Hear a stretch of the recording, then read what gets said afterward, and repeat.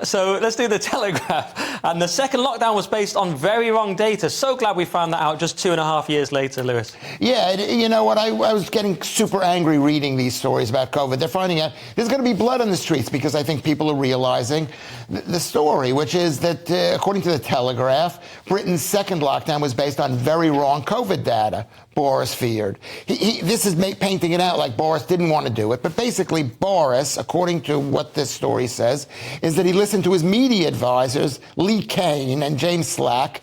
They said... Slacky. Is it Slacky? Sorry, it says Slacky. No, he calls him Slacky as his nickname. Slacky, Kane and Slacky, very biblical kind of names. He says that it says that people don't want the lockdown to end. They've expected it to go on, and so you can't end the lockdown.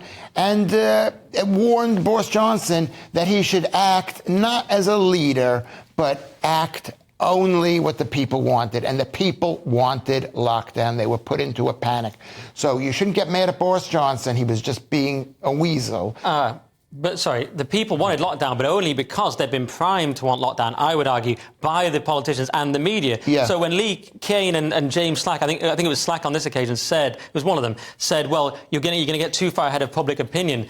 It annoys me because, public opinion was shaped by media and politicians' propaganda anyway. I disagree with you. Can I but I think... Well, let him disagree. No, we got a nation of crybabies. That's what it is. Yeah. I think people were scared, but they need to toughen up. They were scared, and when Boris Johnson, he said, we're going to let immunity, whatever natural immunity, take its course, the people turned on him. So you can't say that... The media turned on him, when he said take it on the chin. So you can't say it was the government that directed the policy. The public have some blame, perhaps, but there were professional fear units making them afraid. Sage said they're not sufficiently afraid. We need to up the fear level. Yeah. So they do. But it wasn't even just Sage. It wasn't even Boris Johnson. It was this whole. It was a torrent.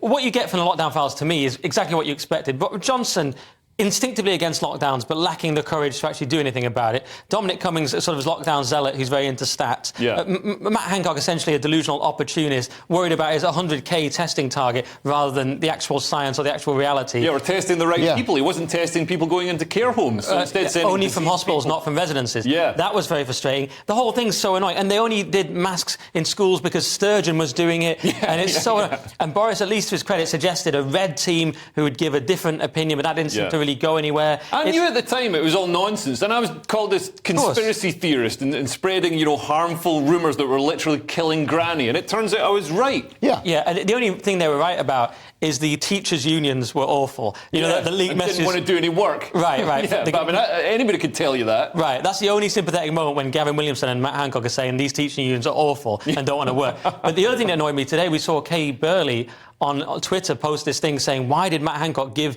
these messages to a known lockdown denier, which is what she's calling Isabel Oakeshott? Right. What an absurd thing to say as a journalist. What is a lockdown denier? Like a Holocaust denier or climate change denier. It's disgusting to say. Lockdown happened, exactly. And the main story is not that Hancock gave them to Isabel Oakeshott, although that is questionable. Yeah. If that was a great idea for him to do. The main story is the files themselves and what they show, and they show that it was all a farce. It wasn't science. It was just political expediency and cowardice. Yep. So how do we move forward? I think what we need to do is each one of us admit we fell for it a little bit or we fell for it a lot, and we need to forgive ourselves for being whipped up into a frenzy of falseness. And don't be a massive crybaby next time. Yeah. And just get COVID and shut up about it. Well, not listen to anything that these experts have to say.